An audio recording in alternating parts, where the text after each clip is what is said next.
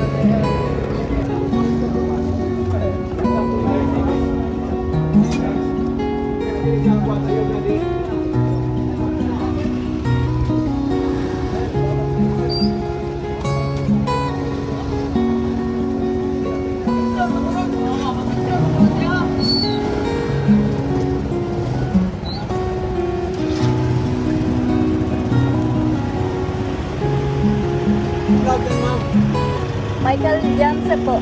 Michael Janse. Opo.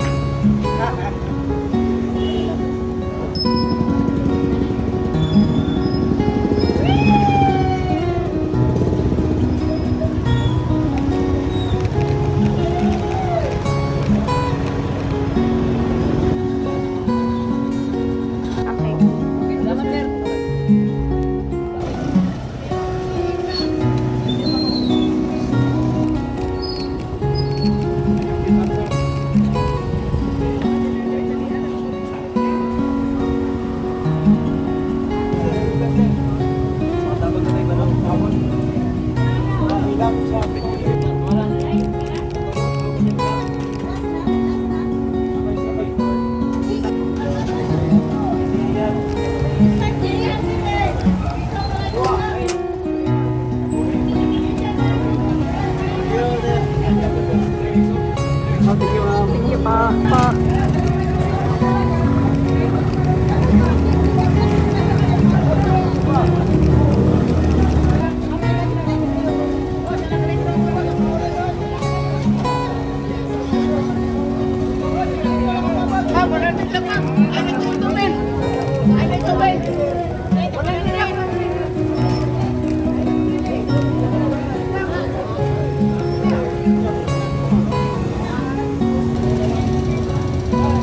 po. Basta-basta pinagdaan. Grabe, nakakapagod pala, hindi siya basta-basta. And ayun, thank you sa JTMFF kay Pastor Jay sa pagtulong sa atin, no?